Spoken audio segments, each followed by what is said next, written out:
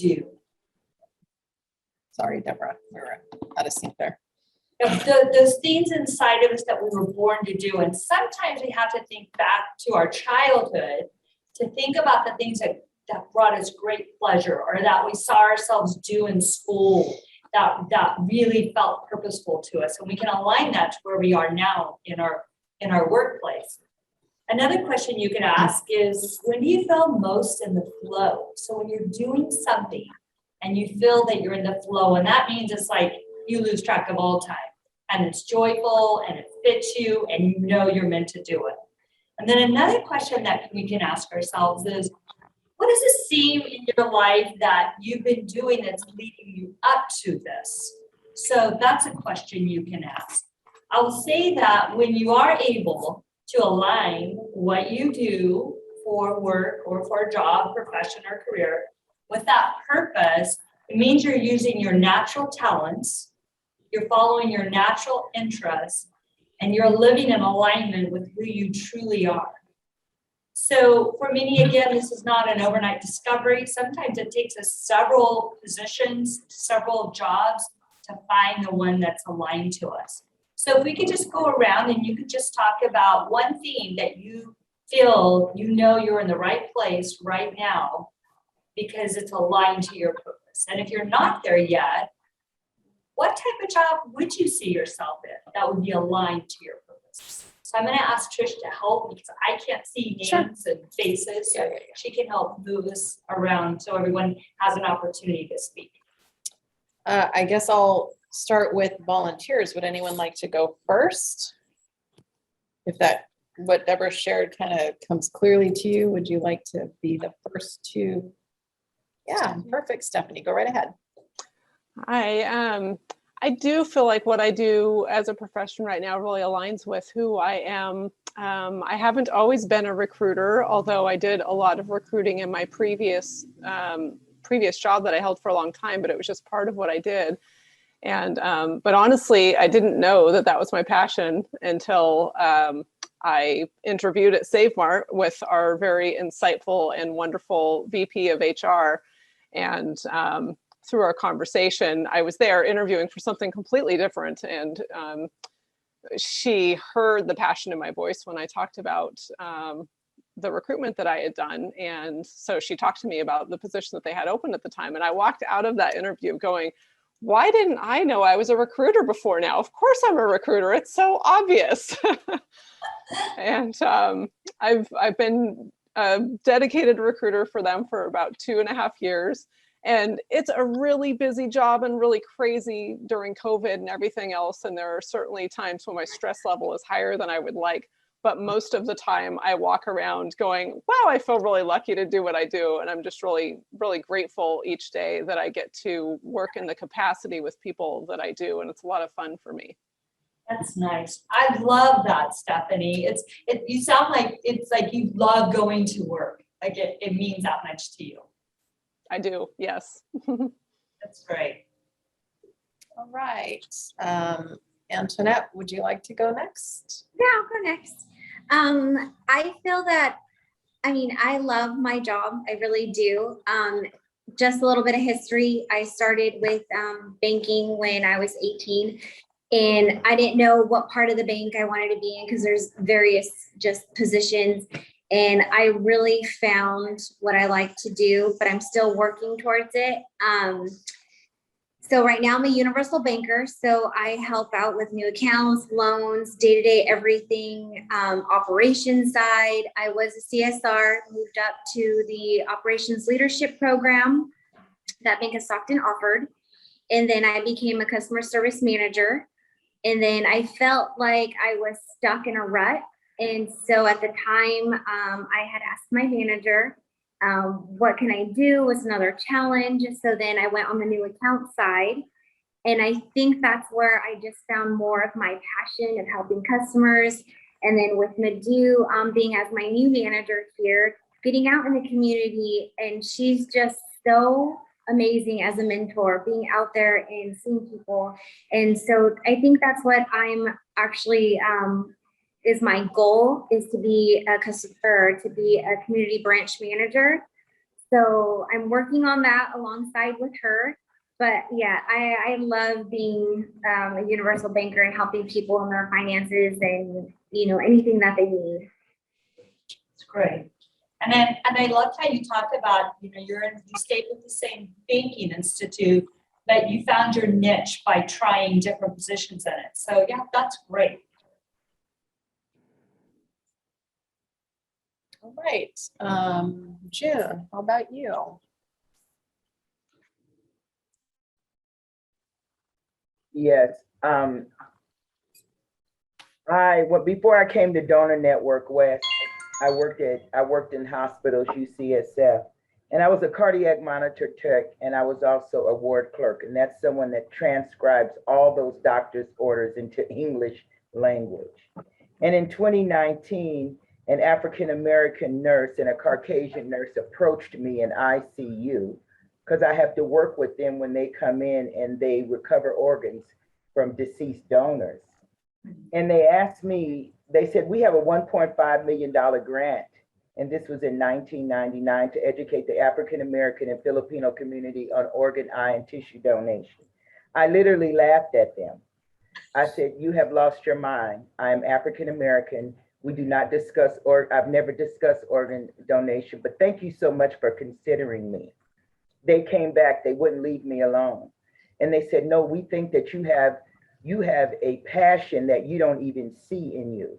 And I laughed at them and I says, okay. So I applied moving forward. I went upstairs and I was on the 9th floor.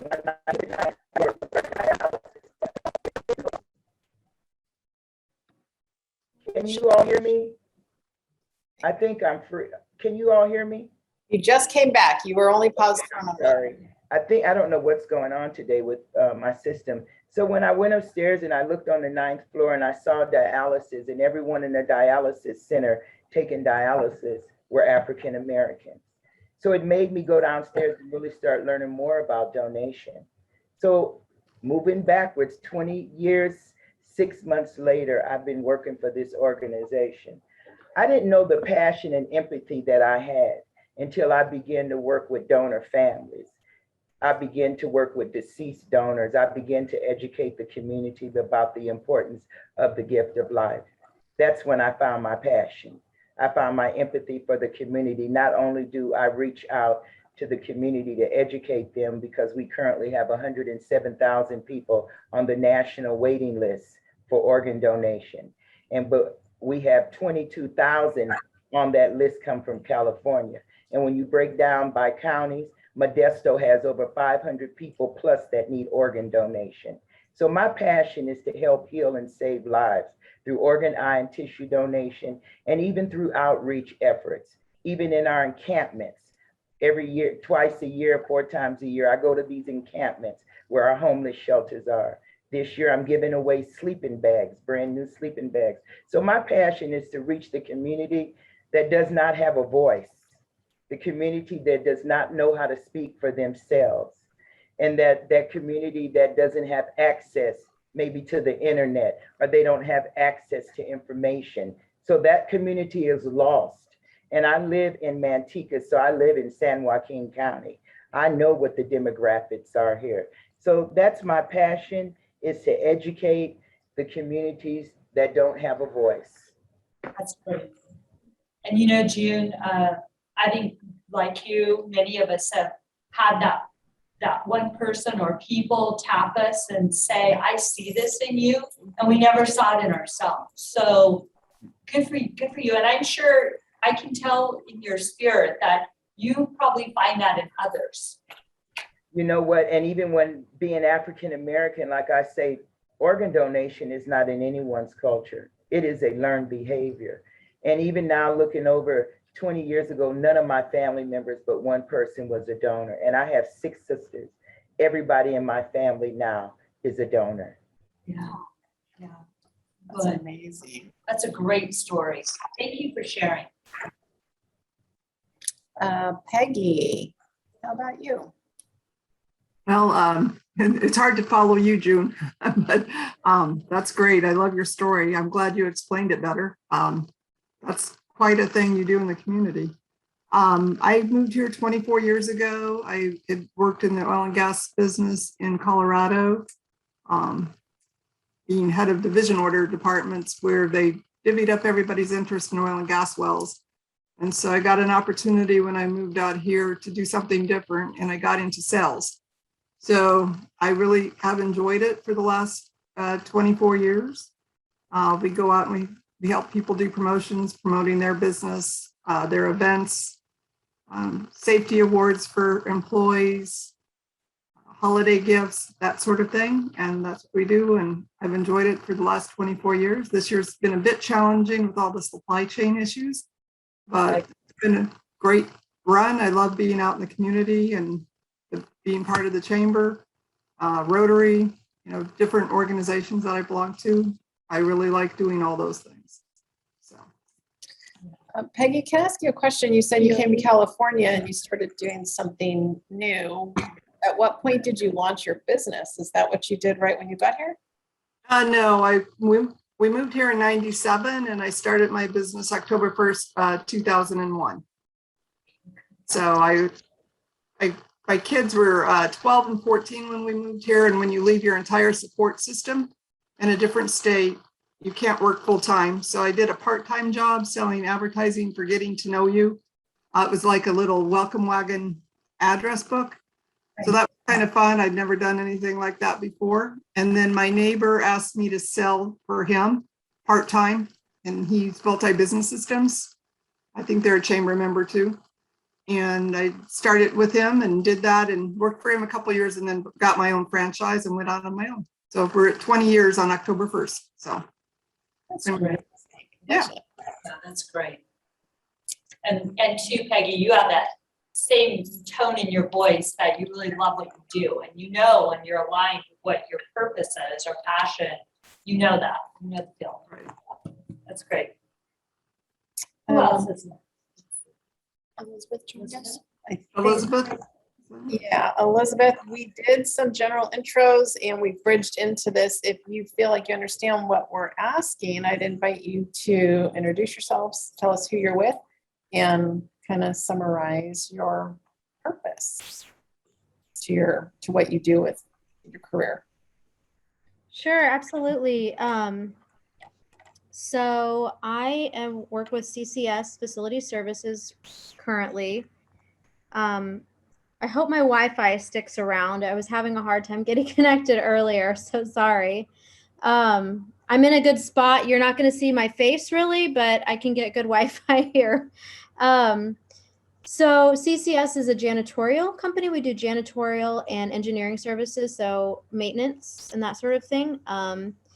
In my regular life, I like to I feel already connected to you, June. I feel like my purpose is to help people too, in any way that I can. So I'm lucky in some ways I can do that with my current job. I'm trying to put together a job fair with the city of Fowler. It's a city just town south of Fresno, where I sit in my office. And basically there we're with the library there. We're going to try to get some different companies involved and do that sort of thing. So I really want to work with the farm workers in that area and that sort of thing. So just help with that. So maybe resources for health too. I've done that in kind of a past life. I've helped with like health resources, diabetes testing, HIV testing, things like that, insurance. So anyway, we're starting to open up a little bit more in the world possibly. And I kind of feel that gearing up. So hopefully we can all do more of that in the near future. So that's kind of what I do. And yeah, I'm excited to be part of this team. It's great. Yeah, we're really happy to have you back. Thank you for that. Yeah, we'll look forward to hearing how that's going with that connections you're making. Valerie, that's exciting. Felicia, would you like to participate? Sure, as long as everybody can hear me okay. Actually, and why don't I turn Okay. this again? So you can kind of see me? Okay, yeah, hey. I'll look this way for now. So my name is Felicia Lopez. Like I said, I'm the events coordinator currently here at the chamber. Did not start off in this field. well, let me backtrack a little. I am a creative at heart. I like being creative. And I pursued a degree in art and decided along the way that maybe I needed a change because I didn't see opportunities at the time when I was going to school for that. And so I switched majors to child development. And so I became a preschool teacher for 9 years. And it did tap my creative part, but I also found while doing that I was like a natural helper. I liked helping, I liked directing, I liked being around and being having what I'm doing impact other people in a positive way. And I found that while doing child development, and I loved it. And I was there for 9 years, but I also knew at that time that I wasn't going to go anywhere past that. And so I challenged myself to step out and try to go back into my original plans for a career and being an event coordinator for a local church here for 2 years opened that door, and it was a great experience. And we did a lot of community outreach, which I'm also passionate about, and led me to the chamber where we are doing a number of different community outreaches. We're about small businesses, we're about nonprofits, we're about connecting people with resources. So I'm really enjoying what I'm doing right now. I'm still trying to figure out where the path goes for me. So go back. Thank you, ma'am. You're welcome. Wanting us to participate. And then I'll go after you. So my journey, I don't, is kind of hard to summarize in some ways. I've just been a person that as I had children get involved in school, I just kept being sort of like Deborah touched on, people see some things in you and whether or not you do, but people would tap me for things and pull me into things. And as I rode those waves, I'm a person that in general believes in following the doors presented to you unless your instincts or red flag tells you otherwise. They appear for a reason. And so I've essentially spent most of my adult life just going through doors that keep presenting themselves. So I have allowed that current to mold me and direct me into the path that I'm headed on. When I got here to the chamber, it was honestly as a favor to someone to come and just help out for a while. Never had an idea I would end up running an organization, let alone one that oversees and engages with so many facets of community. My experience came through working at the schools and becoming a bridge connector out into nonprofits that would engage with programs that we were doing at schools, into volunteering or being pulled in to volunteer for activities that the community was putting on. For example, when Amgen bike tour came to Modesto, I was on the local organizing committee for that. Every year they were here because I was asked to. As I was going through each of these evolutions, skill development was just naturally happening. And so I became known for being organized and being real good at logistics and connecting people. And one of the things that speaks to me a lot is the opportunity to talk to one person and talk to another person and then have someone say, I really am struggling with this and I need to find the right help. And more often than not, I'm like, I just had a conversation with someone. I can guide you to that one and guide you to that one. So I've sort of looked at myself as a bridge builder and a connector from person to person. And landing here and then waking up one day and being the boss here was kind of out of left field from my vision. And yet I've never really totally framed my vision for myself. Up until 3 years ago, I still said, I don't know what I'm going to be when I grow up, because I just kind of keep following these paths. So I am doing what I'm doing here today. I don't know that this is my last step, and I don't know that this is my last evolution, but in the big picture of chamber world, I'd say the team and I, we are evolving every day with our community right now. And we're trying to evolve support and opportunity for those that engage with us along the way. So it's kind of just, it's an adventure all the time. I'm just going to keep going down that path. A lady of many bridges. I love it. Yes, great. that's a way to look at that. Well, in a good way, like here and there. I mean, so. you've known me a long time in different ways. I And know, so, it's you know, so I'm true. in a whole different place today. It's so true. So I'm gonna say that I am aligned with my purpose, and And I kind of always felt this sense of, it brings me a lot of joy to help uplift others and to help others kind of find their best. And I know I was into business and then I changed and went into education as a second career. And I loved being a teacher because I loved being able to do that for students. Then I became a principal, assistant superintendent. So my whole journey has been a lot with trying to find ways to uplift others and to help others see who they can really be. So now that I'm retired as a superintendent, but I'm coaching and consulting, it fits right in with what I love about life. So that's how I know that I'm in the right place right now. I thank you all for sharing, and I love that. Wow, it's pretty impressive that all of you are pretty much doing what you're aligned with, and that's great, because that means we love to go to work. We love to get up and do our next meeting. I mean, in those days, don't get me wrong, but for the most part, when you love doing what you do, you know you're aligned.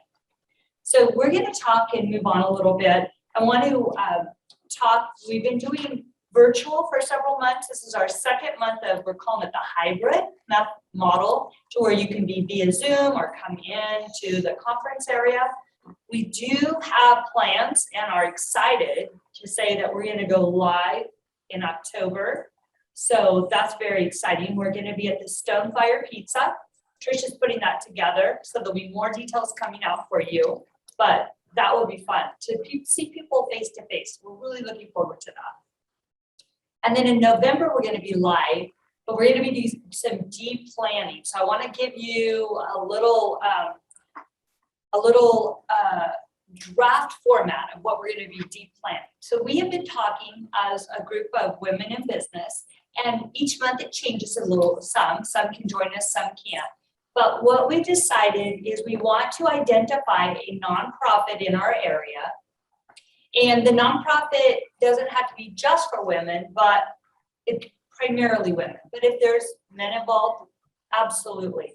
But what we want to do is we want to form together, us as women here in this city, and we want to put on, I'm going to call it, for a lack of title yet, like a mini conference. So let me give you an example of what that might look like.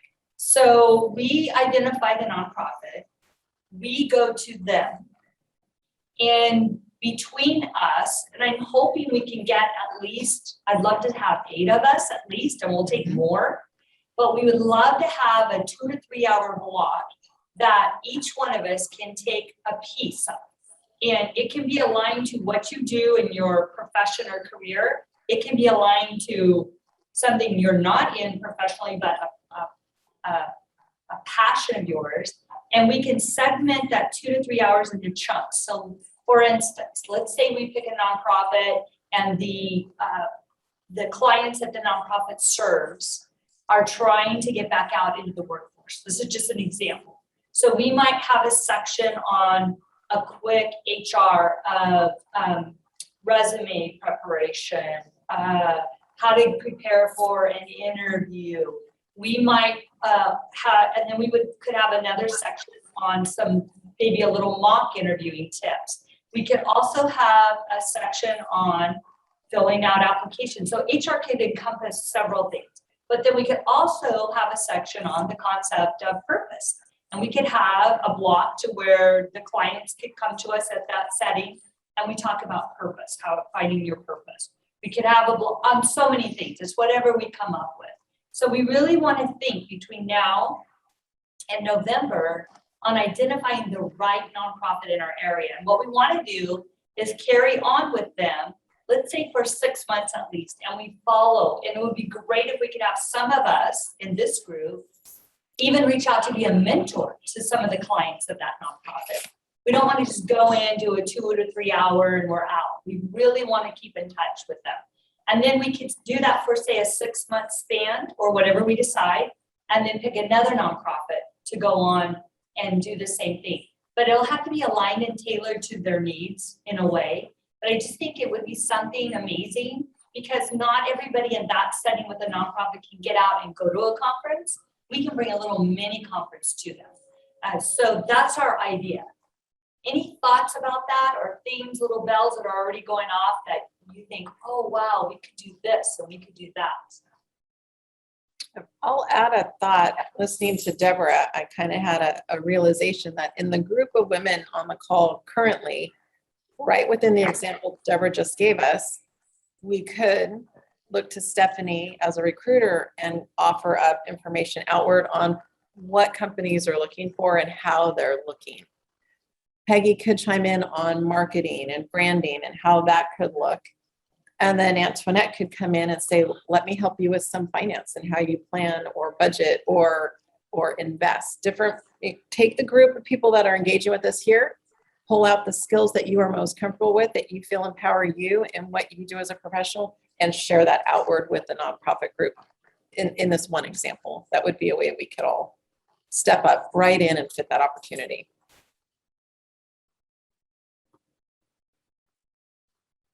And the wheels are turning. I can see it. I know. That's why we're giving time to think, right? It's time Yeah. to process.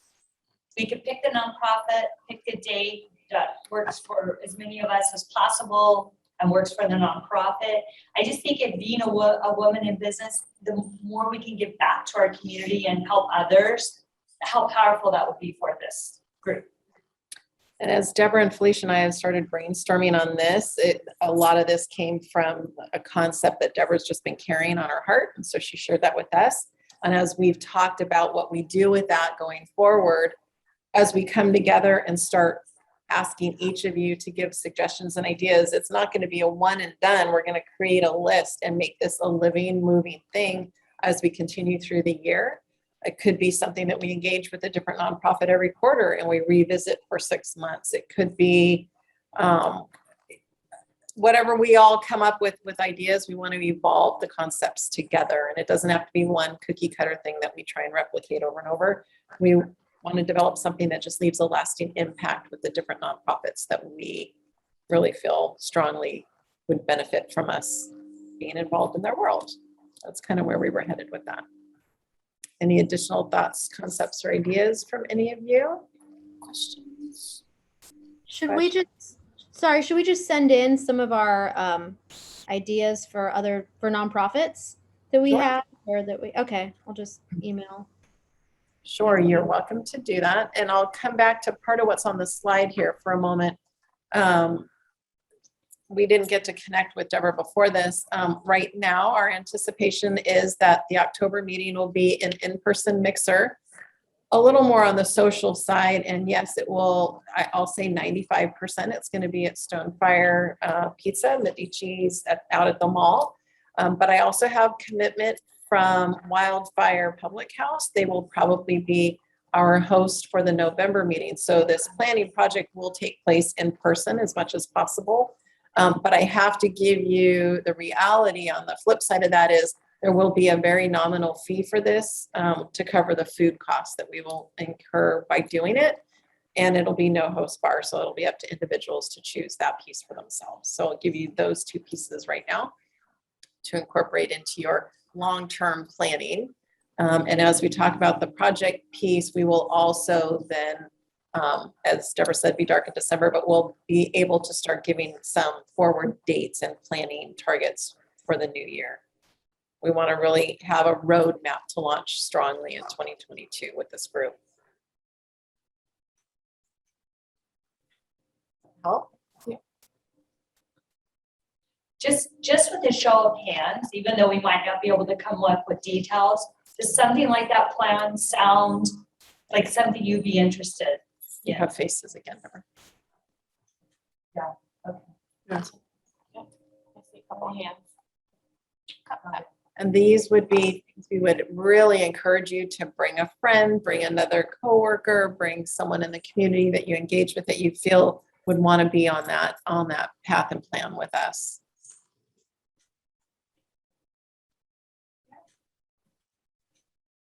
Thinking we've had maybe 9 to 10 of these all virtual through Women in Business Network meetings since fall of last year through the ups and downs of COVID. We've had new faces and a few returning faces to every one of them. So it is also our goal to send outward through email and invitation to all of them to come in and join us. And we will encourage everyone to bring a friend. we don't expect this group to do that lift. We really want to build a solid foundation for us to do our work with. Trish, what was the date for November?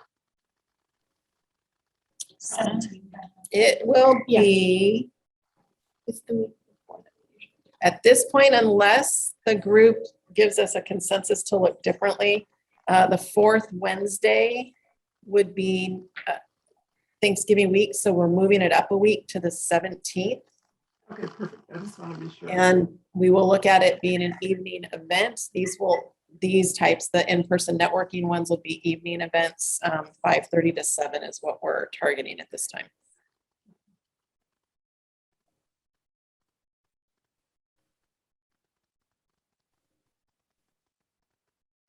And obviously we made the adjustment because of Thanksgiving. And then to reiterate, the October one will be on the 27th, 5:30 to 7. When we have final confirmation of the venues and the costs. Stonefire Pizza, I'm anticipating around $10 a person. Could be up to 12 or 13. And the other one, I'm anticipating up to 15. But again, we're trying to keep it as nominal as possible to make it very simple for people to join us. There are several things popping in the chat. Do you want to open it? Deborah can look up at it as well. Got it. Thank you. Perfect. Does anybody else have any questions? All right, any questions or anything you'd like to know about future, even though we've been talking future?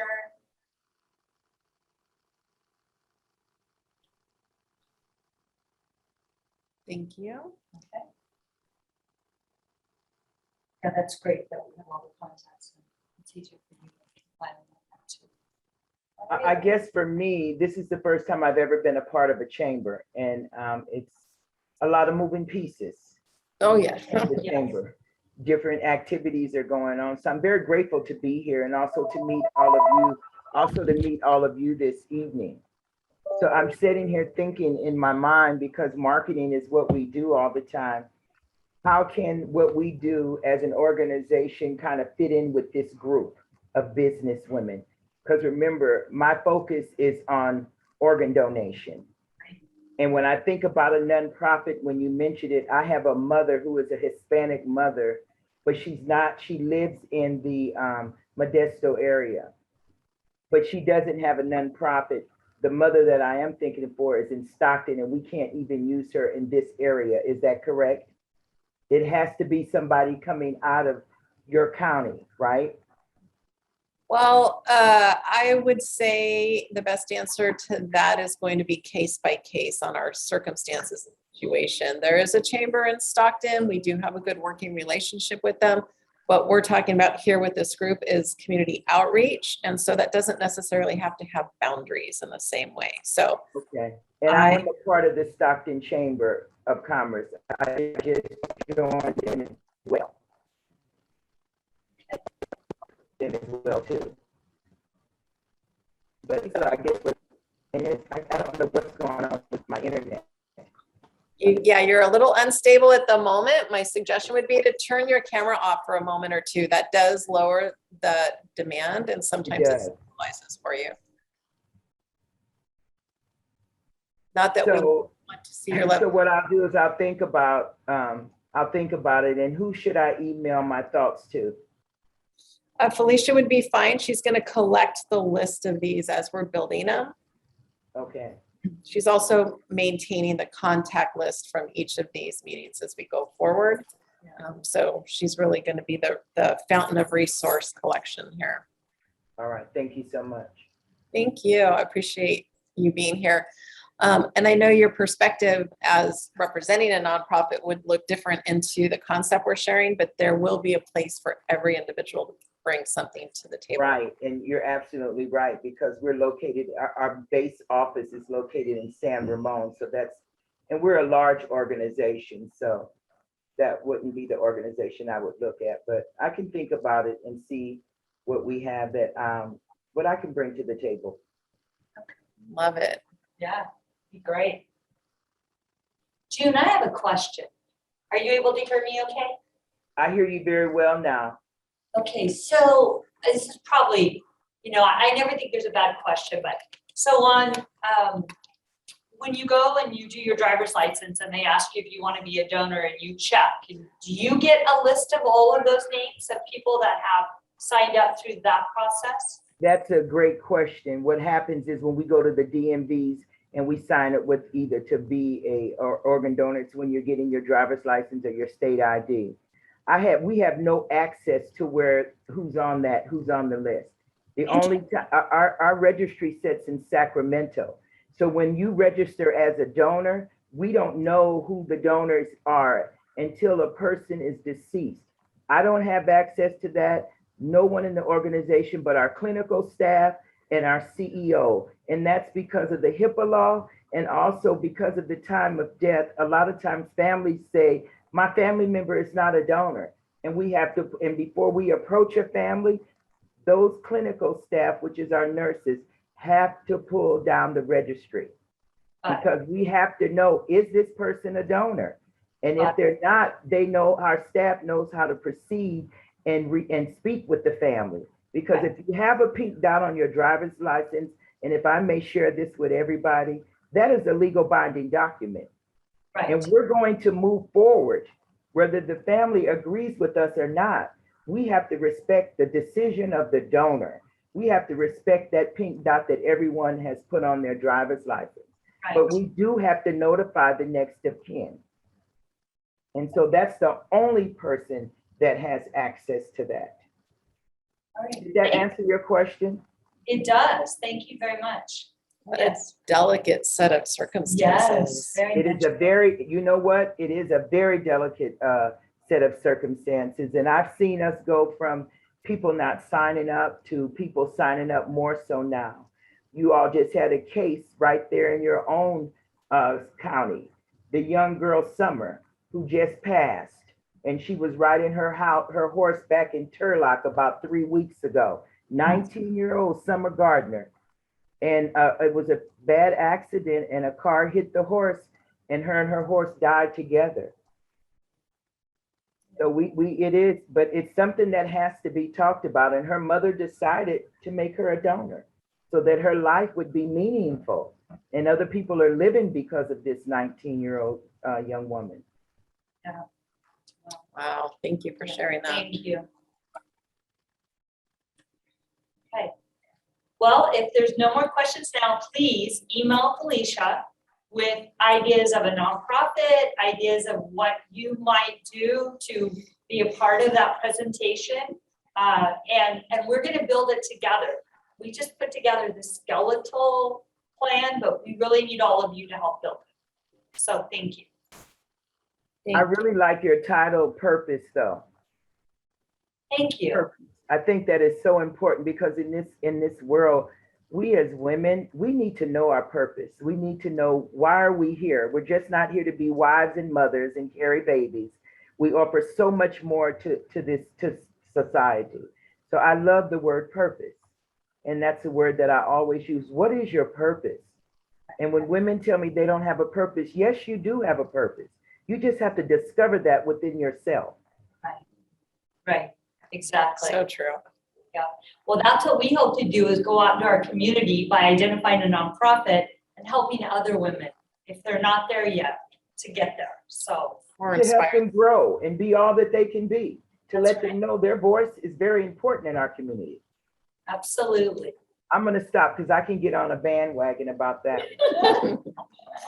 Hey, it's a bandwagon of positivity. Nothing wrong with I that. know. So we'll look forward to being live in October. You have the date. And I then- will send an email out to everybody that is in the meeting today, just to have, so they can put it on their calendar. Perfect. Let's maybe do a little summary email and hit everyone that has attended over the last few months. Oh, This that's is a what great we idea. did, and this is what our intentions are going forward. That's great. And start giving them time to think about how they're gonna join in and let them know that we're looking at in person and spark some new interest and energy there as well. Exactly. Because there can be a lot of us go out. We can set up, different sectors. Ladies, if you don't already know this, Felicia's like amazing. She's the one who keeps us all tied together. with Trish's like vision, and then it's Felicia, and I just thank you very, very much. So, You're welcome. thank you. You're welcome. I have one more question. When you all do these different in-face meetings, I noticed that you'll have them at the pizza place. Is the pizza place sponsoring this? No, which is why there's a fee. They're not charging me for the space. The two restaurants that I have targeted right now are engaged chamber members. So out of respect to membership, I will always try to source our venues and our resources as much as possible through chamber members. Well, Trish, the reason I'm asking, maybe in 2022, when we start off our next meetings, I know that Donor Network West would sponsor us for a meal one evening, and no one has to pay. I can make that happen. And I love that you just touched on that. I have believed right from the get-go that there's an opportunity to encourage community partners to sponsor our work. I just need to create the piece that shows them that we're inviting them to. So if someone said, I'm in for $250 this year, and another says, I'm in for $250, we now have $500 to cover meals for a couple of get-togethers or coffee if we do a morning event or whatever. So that is my hope, is to build and frame that in a way that we really gain community and corporate. And I can tell you from experience, people do it a lot.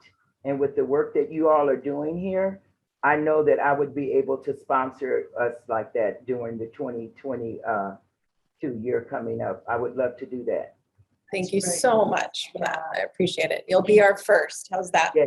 And it's so funny because when I just finished my budget, I put some extra money just to support San Joaquin and Stanislaus for events that may come. I call them miscellaneous events. Yeah. So I have some funding under that between us. We refer to this group and our our rising professionals and our Tech Connect as chamber programs with outreach potential. That is our goal for those, is to develop an outreach element to each of them. So I'll try and work on that for all of them. So glad you joined us today, June. Really meant to learn some things that only you could have shared with us today. I appreciate all of you being here and really look forward to the potential we have as a group going forward, and really want to thank you, Deborah, for bringing so much of the vision and passion into today's conversation. It gave us our launch pad, and so glad you were all here. So before we completely sign off, I will challenge each of you, or any of you that wants to just throw one fun fact about yourself out there that no one would have ever thought or known in this kind of environment. Feel free. I have a degree in TV production. Oh, nice. I love it. Nice. I love it. I've trained for probably 10 half marathons specifically for the purpose of fundraising for Leukemia and Lymphoma Society. As a walker, I'm not a runner. I always feel the need to throw that out there. Anyone else? Felicia, you have a fun fact? Oh, gosh. Do I have a fun fact? Deborah? Let me think about that for a second. So I had an uncle that was like my father to me, and he got me into fishing and all those sports, and he got me into dirt bike riding, and so I rode dirt bikes for many, many years. Yes, That's not on the awesome. street, dirt. Don't give I don't it. know if this is a fun fact, but I became a grandma for the first time. So that was That's super fun fact. That's great. That's the excellent. best. That is excellent. Elizabeth? I DJ sometimes. Ooh. Usually it's with my husband, but sometimes it's alone.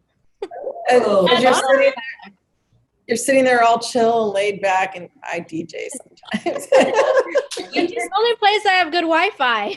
I love it. Stephanie, you are muted. You've got something. I have a history of being somewhat of a thrill seeker. In my older age, it's like fading away, but in my past, I have gone skydiving and bungee jumping. Wow. And, yeah, not sure if I could do it again today, but I still like the idea. Love it. I love it. June? I like bumper cars. Nice. Ooh, that's adventurous. Yeah, That that's is fun. adventurous. Very cool. Well, thank you all for Felicia. sharing. Oh, Oh, yeah, okay, back to no, you. okay, I got it. Okay. I have a few years of fire training for a firefighter. When I was in high school, I did it for a couple of years. Like Antoinette's laughing at me because Antoinette went to high school with me. I love Oh, that. yeah? Yeah. She So, was amazing back then as she is now. It was a very brief, it did let me learn that I did not want to be a firefighter. I'm too much of an emotional person Yeah. to deal with that. Right. But I have rappelled off a building and I Nice. had done the jaws of life where you pop up in the car Yeah. doors. Yeah. So yeah. Wow. Felicia. So, yeah, that's a fun fact. Yeah. I didn't know you were a studette on the side. That's pretty know. cool. That's my fun fact. I love it. Very cool. Thank you so much. Yep. Thank you for joining us. Thank you, guys. Have a wonderful rest of your day, and we really look forward to talking to you again and seeing you next month. Thank you. Bye. Thank you. Bye.